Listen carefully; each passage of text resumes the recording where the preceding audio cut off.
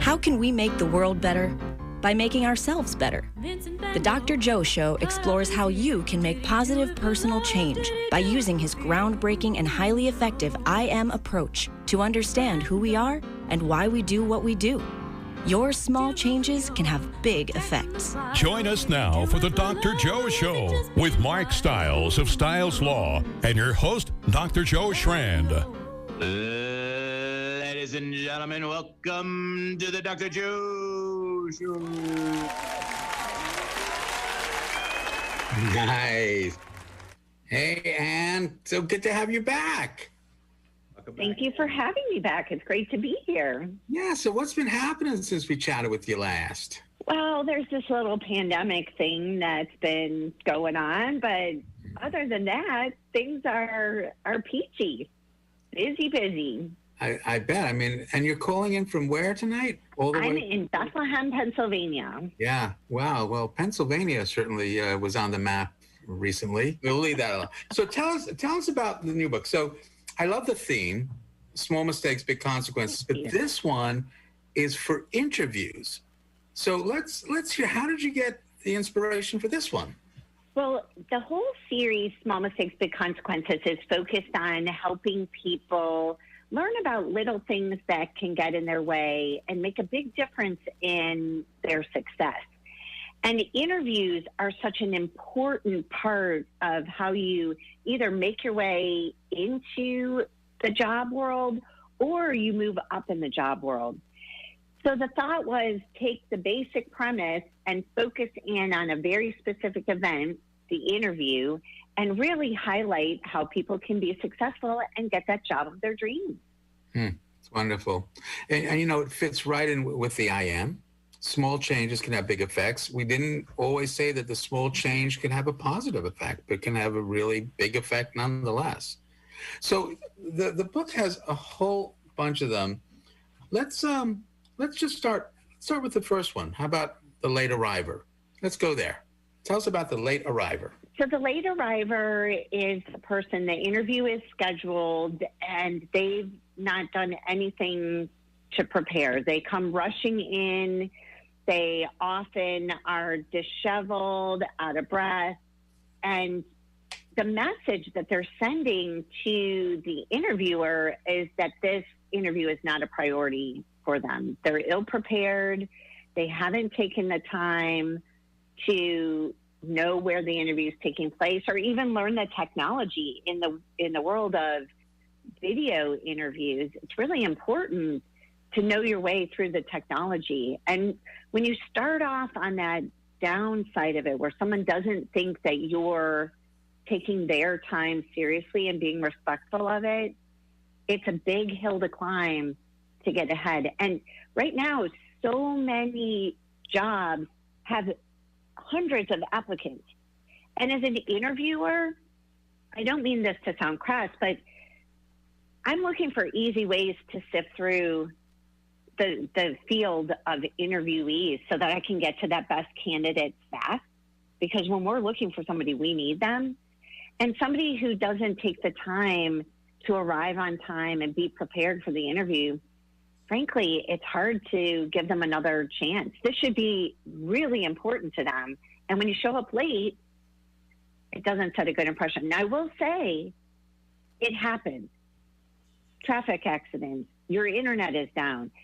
Notify somebody. If you are going to be late, let them know so they can be prepared to either reschedule or make a different plan with you. Don't just assume that people will understand that you're late. Yeah, it's so important. And folks, I hope you're listening out there because, you know, there are a lot of people who are going to be looking for jobs. And how you approach this book is the book that you want because it will teach you the small things that you need to do. And that's why I wanted to start off right with this one because that's the beginning of the interview, right? You show up even a couple of minutes late, not prepared. What's the message you're really sending to the person?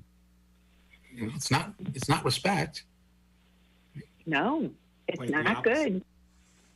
Mark, has that ever happened? You know, because you've got a business, Stiles Law.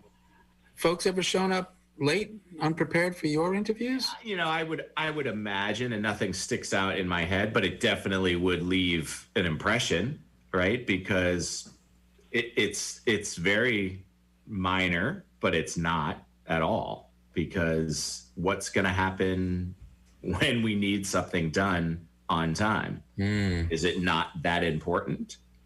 Because that's what they're showing us, that it's not that important. But there are exceptions, right? The traffic and all that, and the apologies, and you could see the fear and the disheveled of something that really went badly, and you might want to give them a second chance on it. But if they're very callous about it, and it's you'd be lucky to have me kind of attitude, it's probably not going to work out. And those first impressions are really important. Timeliness is, that's probably why it's the first one. Right. It's the first one. Makes sense. And it's so important. And you're right, people make mistakes, but you can tell, right? What would you look for if somebody was late, but they had every intention of being there on time?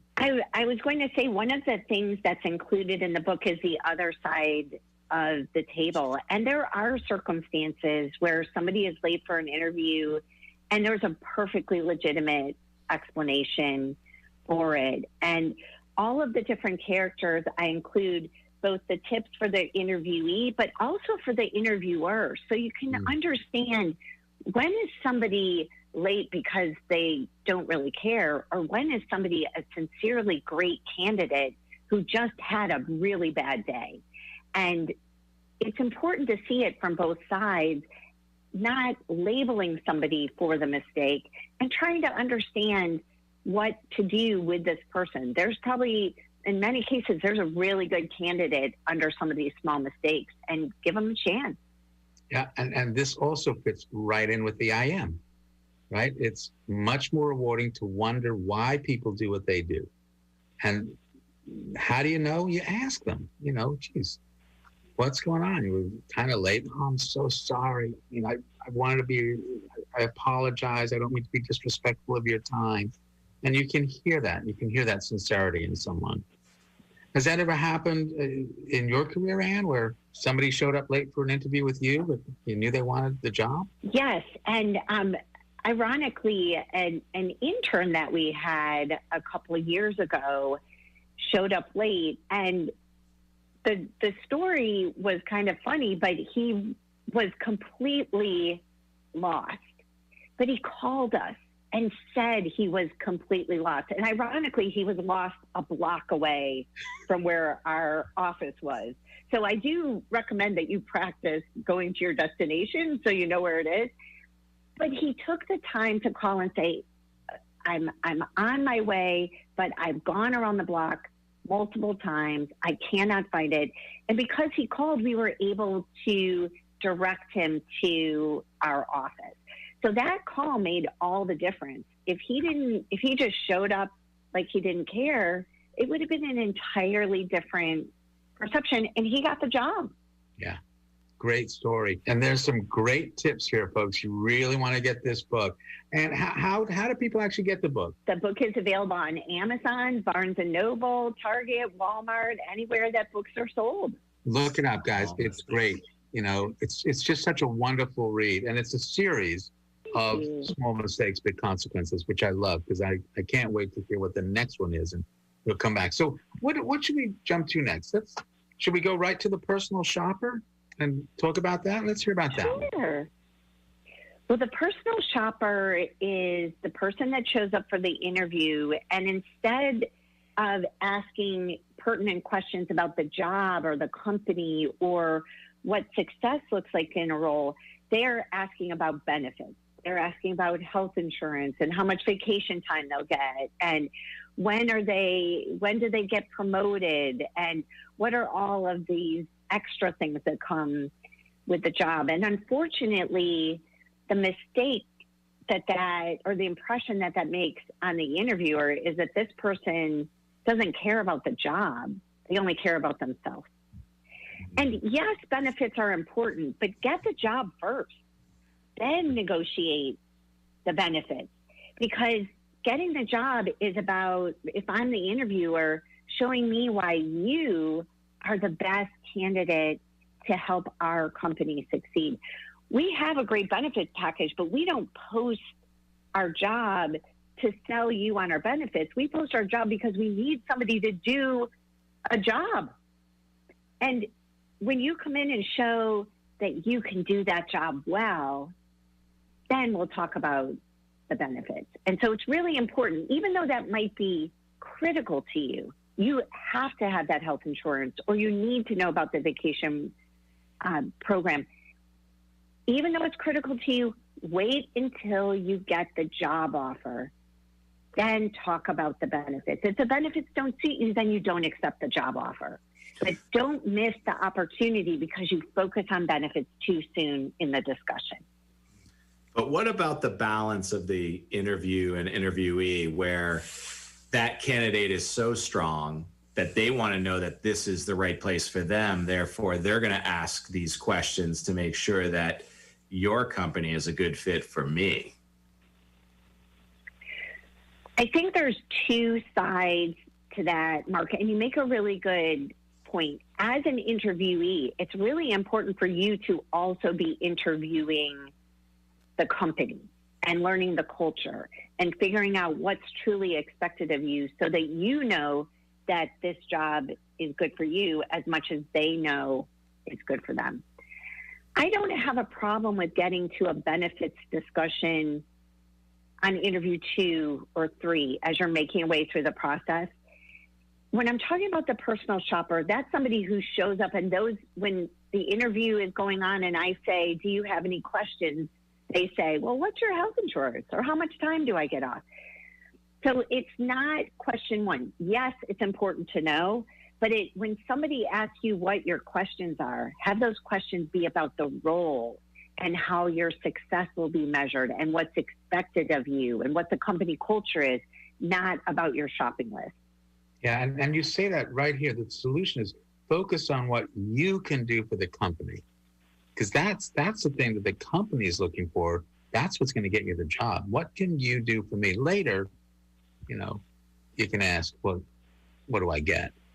It's fascinating how many people lead with that, though. And as you explain it, you remind me of what a bad taste that leaves in my mouth when they haven't really asked anything about the job, but to say, what are the benefits? I know exactly what you're saying, but I'm wondering if it's just pure inexperience also, where they don't really have any questions and they go into the what's in it for me questions right away.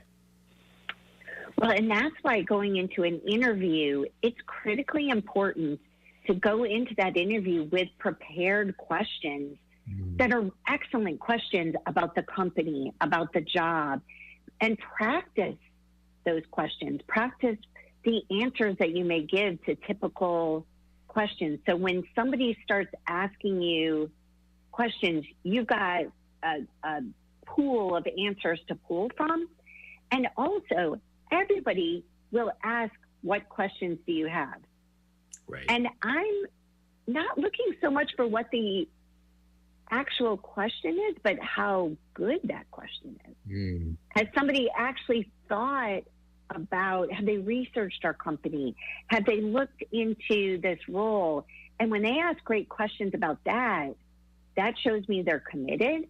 And it also gets me interested in what's important to them. And that really sets a positive stage.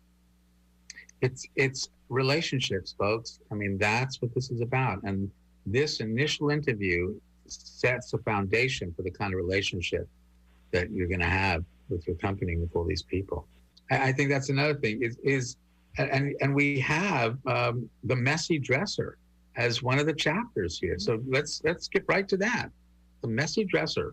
So the messy dresser is somebody who hasn't taken time to think about their appearance. And Tom, I loved what you said about clean and well put together.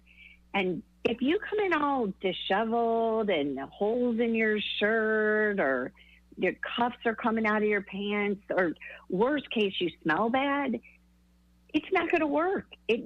People make their first impressions before you say a single word. And the way you present yourself, your body language, the way you carry yourself, and the way you are groomed and dressed, make that first impression. Make it great, because you don't want to give people reasons not to continue the conversation, and certainly don't give them reasons to doubt you. Start off with that great first impression. It sets a stage for you to build a great case for the role. I want to just back up a bit. I know we asked you this the last time, but how did you get the idea and the inspiration to write these books?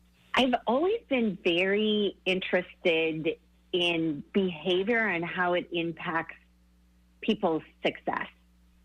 So whether it's working with people, coaching them on leadership, or just really focusing on myself and learning things that worked and things that didn't work, I've always been interested in it. And as I'm becoming a more seasoned leader, I feel it's my obligation to share what I learned along the way with others so that they don't make those same mistakes. Give them a chance to start ahead of the game and learn some of these basic skills that get in your way, but people won't generally tell you about them. They won't coach you on these types of things.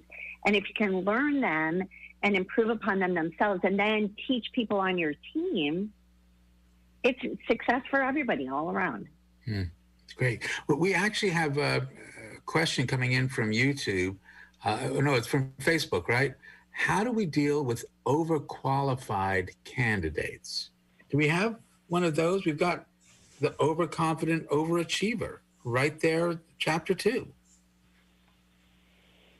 So the overconfident overachiever is somebody who comes in and they're ready to tell you how great they are for the role and how they can run this company, and they'll tell you everything that's wrong with the company and everything that's perfect and great about them. I'm not sure it's the same question. The overconfident overachiever, you want to tone it down and, again, be about presenting the best candidate for the role. And I think an overqualified candidate is somebody who, if they've showed up for that job, even recognizing that they're overqualified, give them a shot.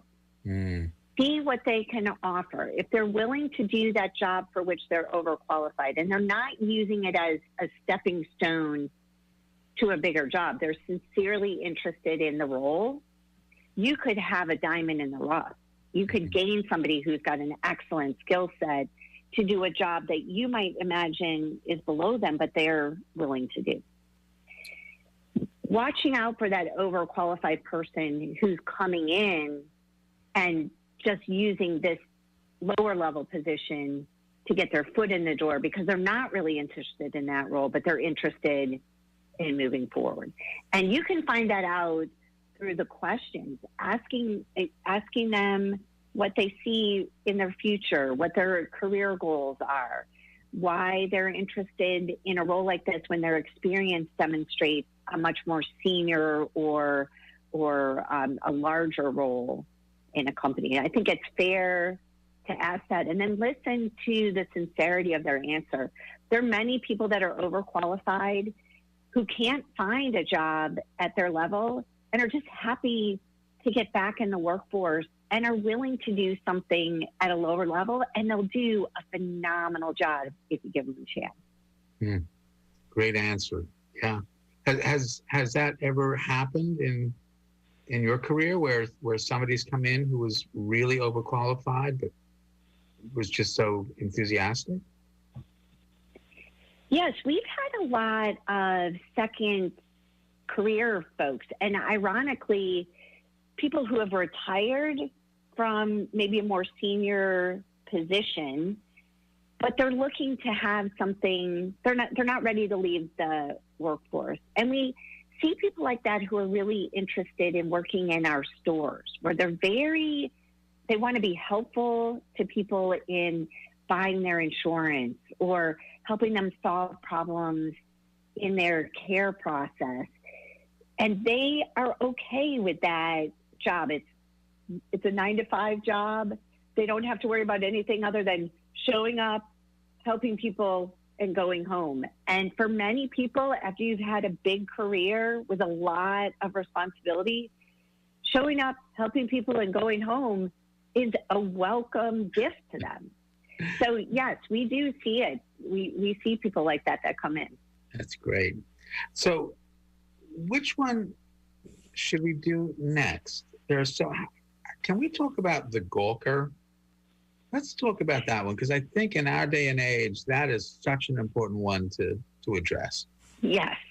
The gawker is the person who, instead of making good professional eye contact, takes what they think is a secret opportunity to look somebody up and down.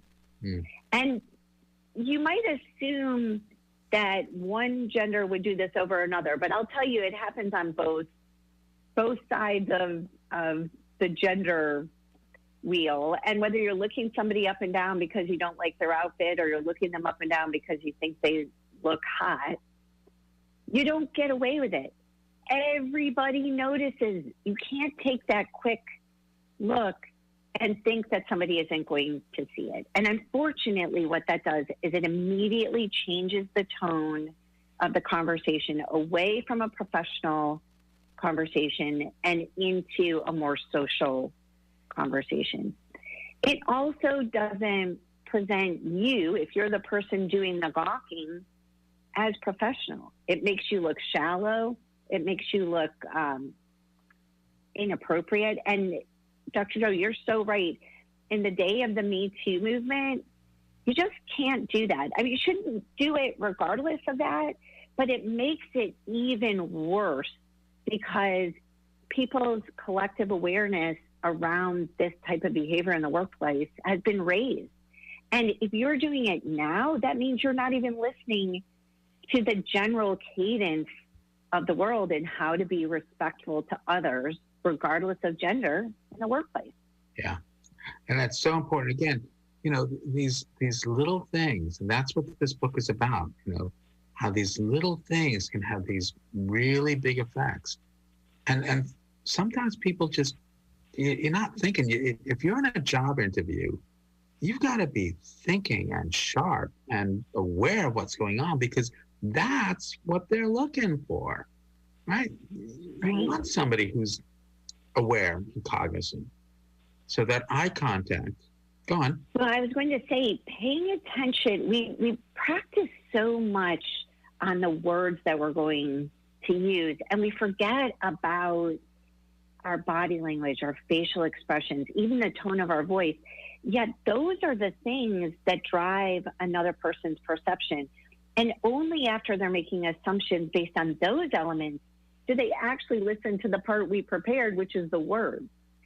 So raising awareness around these behavioral components is an important part of why I put the books together, to help people be aware of more than just the words that they're preparing, but preparing their whole self for that interview. Sometimes people are oblivious, and that actually, let's get down to that one, the downlooker.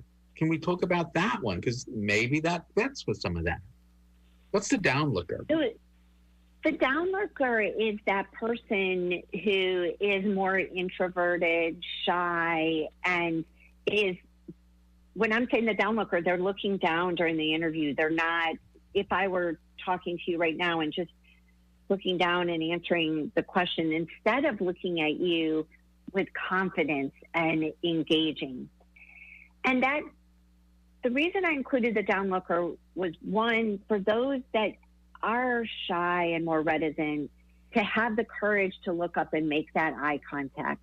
It's hard when you're an introverted personality or you're nervous, but taking that extra conscious step to look somebody in the eye makes a huge difference in how you're perceived. Yeah. But from the side of the interviewer, if that person, like the Nobel laureate, if they've got some of these issues like wrinkledy clothes and they're not making eye contact, but they're phenomenal for the role, it's okay to overlook these things.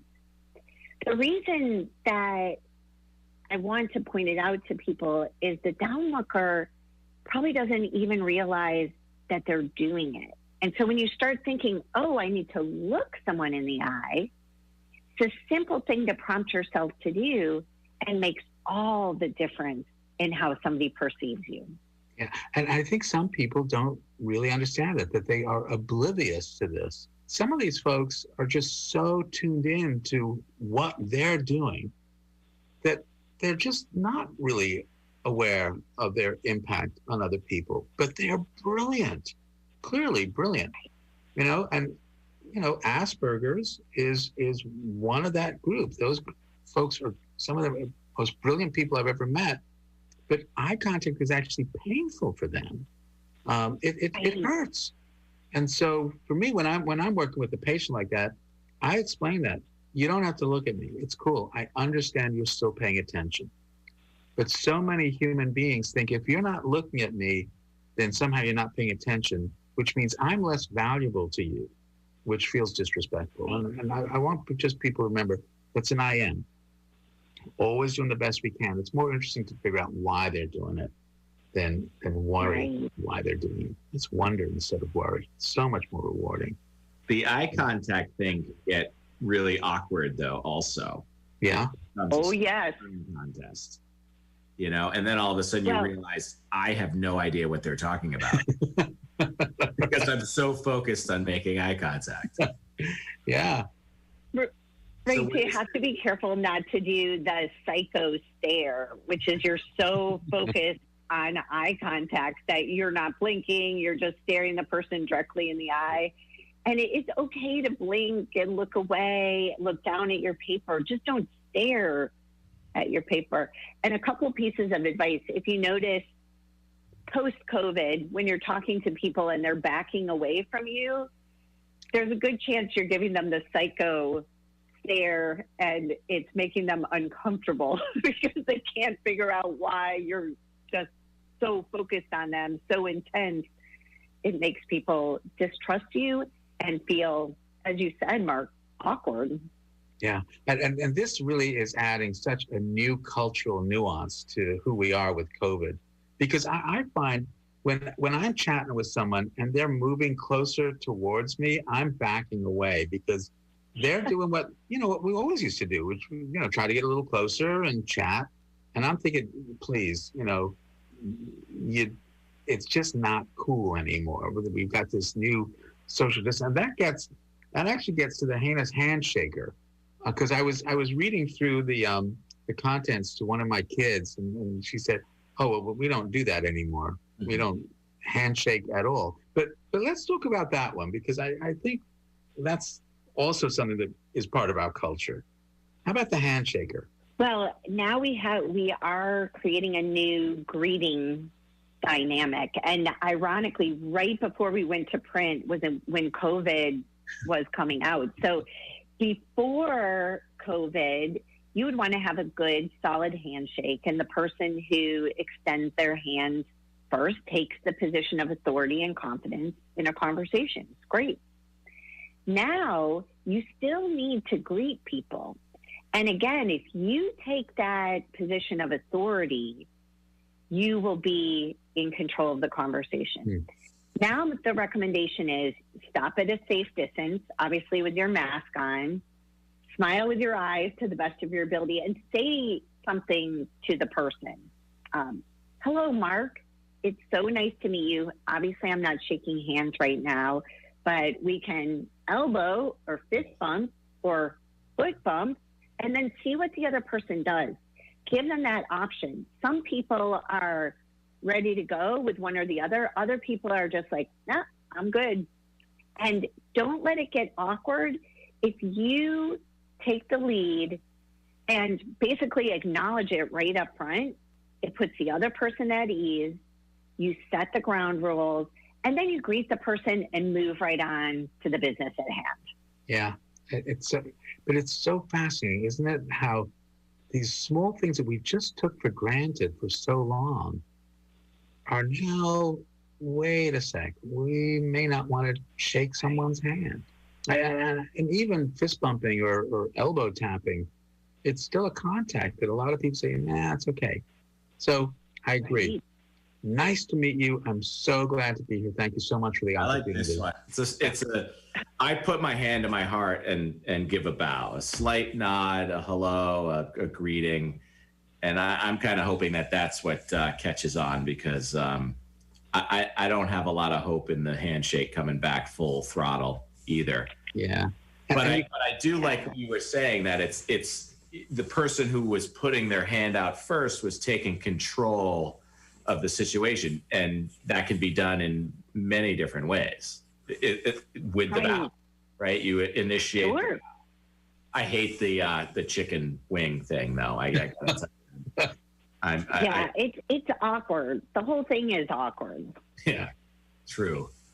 And then you've got the person that comes running at you who is COVID, like fearless, and they want to give you the hug. Like, we're all good. We've been quarantined. You're like, no. Right, exactly. Right.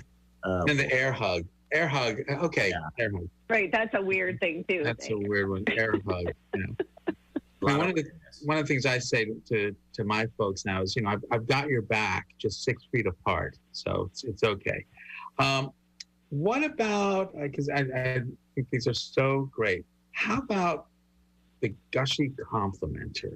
Let's do that one. That sounds like a good one. The gushy complimenter is the person that is over the top. They're trying so hard to be nice and make a great impression that they come off as completely insincere. And it's actually modeled after a real person who every other word that this person would say was, "Don't you just love it? I love it. I love your shoes. I love your hair. I love your office. I love your company. Everything you do is great." And you just, it takes away from the compliment. You stop believing somebody that compliments absolutely everything. Again, I don't think they're intending to be taken in a negative light, because they're trying to be kind and complimentary, but limit it. Be sincere in your compliments and don't go overboard. It takes away from the value of the compliment itself. Yeah. Trying too hard. Yes. Right. Exactly. Which I think may unconsciously project an insecurity. Right. Right. Absolutely. Right. That, I have to tell you how great you are, because it's really, I don't feel that great myself. So you're fantastic. I think it's wonderful. You're great. So glad to be here at this company, and please take me. Well, and some people do it to reinforce. They compliment you, and then they wait for you to give them the same compliment back. Right. And that's even worse. Yeah. How about the interrupt? Well, I'm hesitant to speak. Clearly, the interrupter is the person who doesn't let the other person finish their sentence. And the problem with interrupting someone is twofold. One, it's rude to the other person. And two, often the interrupter jumps in to answer a question, and because they didn't listen to the question that was being asked, they end up answering the wrong question. And it's important to give the other person time to finish their thought, finish their question, and truly listen to what the person is saying. Listen to learn, not to answer. And so often we are listening to answer, and we're not even paying attention to what the other person is saying. It's particularly hard for extroverts, because extroverts, our brain, as it's processing a thought, it's coming right out of our mouth at the same time. So you have to really rein it in, be quiet, be patient, give yourself tools to listen, and then give a great answer. instead of just spewing something out in the middle of somebody else's sentence. It makes a huge difference in how the other person perceives you, and also gives you a chance to give better answers to questions. Great. Mark, doesn't that fit right in with one of your new mnemonics? Wait. Why am I talking? Yeah, it's great. Perfect. But it's there's also like an insecurity level too. Like if I don't hurry up and get this out, I could forget, right? And I really need to let them know about this. So I'm just gonna jump right into it, and I see that as really annoying. Yeah. Well, and on the other side of the table, though, from an interviewer, sometimes the person is just so excited and enthusiastic, they can't even stop themselves because they're so excited.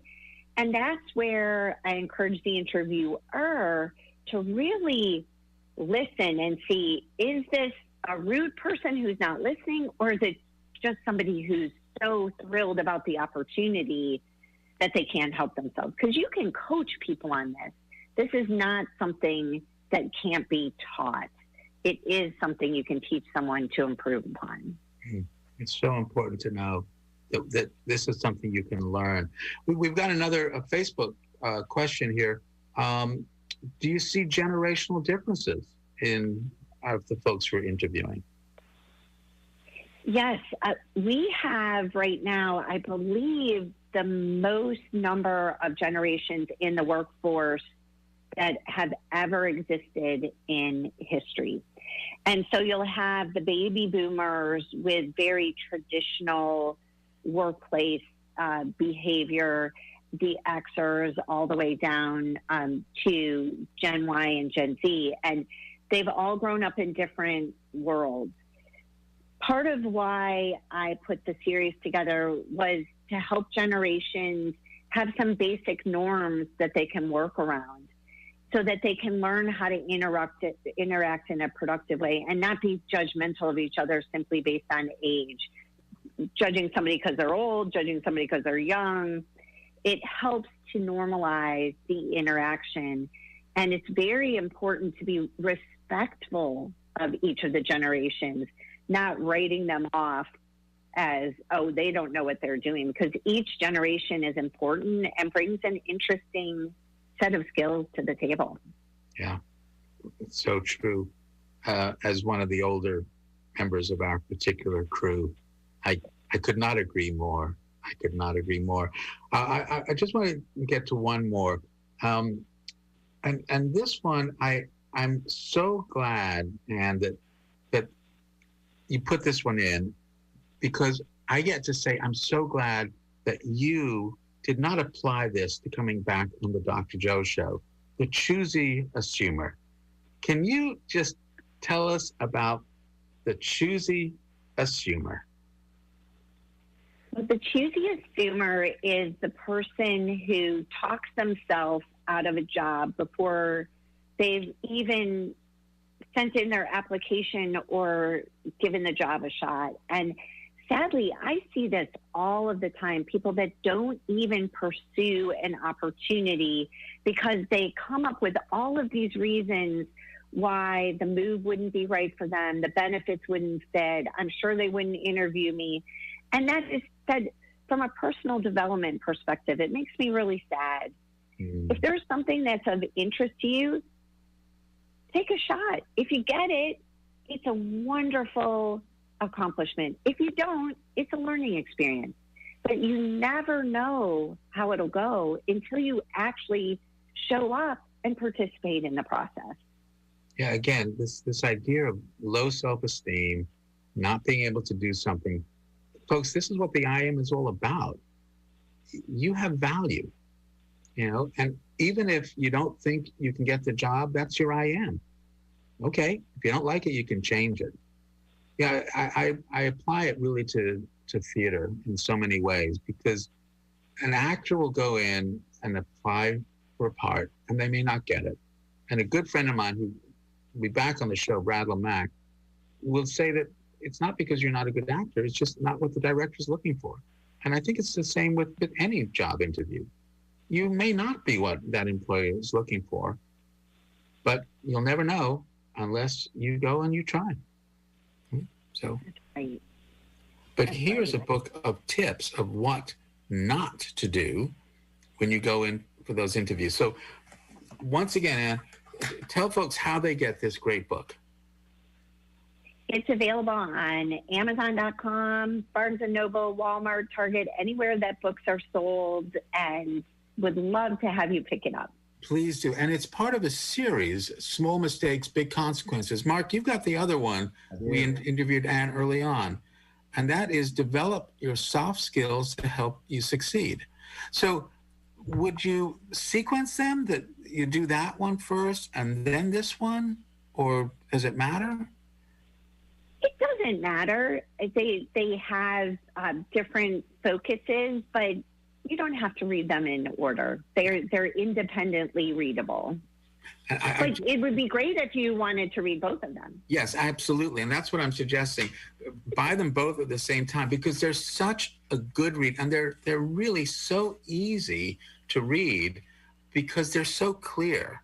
Right. And each chapter is so concise. It's just like a couple of pages, but boy, it just gets right into where you need to go. So we've got a couple of minutes left. The I am, has two basic rules, two truths. Because the four domains interconnect, your home, the social, your biological, and the I see, how I see myself, how I think other people see me, which we have been talking a lot about tonight, how you think other people see you and how you can influence that. We'll get to that part. Small changes can have big effects. It could not be more perfect. Small mistakes, big consequences. Small changes have big effects. Anne Baum, what small change can you recommend to our listeners that they can do as they go in for an interview? I think the biggest small change is to be prepared, and be prepared at all levels of yourself, not just the answers to questions, but your body language, your facial expressions, your tone of voice, and really take the time to prepare. And then you'll be comfortable and do a great job and get the job. Nice. Yep. Be prepared, folks. So important. The second rule of the I am. Everyone's got one. Everyone is interested in what you think or feel about them. And because of that, you're part of someone's home and social domain. It affects their biological domain because it feels different if you're treated with respect or disrespect. This means you control no one, you influence everyone. You get to choose the kind of influence you want to be. Anne Baum, author of Small Mistakes, Big Consequences, for interviews and a series. What kind of influence do you want to be? I would like to influence people in a way that they see the best in themselves and it empowers them to succeed. By giving them any tools that they need or encouragement so that they take that risk. And whether it's getting a job or building a relationship, that they're empowered to be the best they can be. Great. Thank you so much. Folks, get the book, Small Mistakes, Big Consequences, Anne Baum. Such a pleasure having you on. I can't wait to have you back for the next book.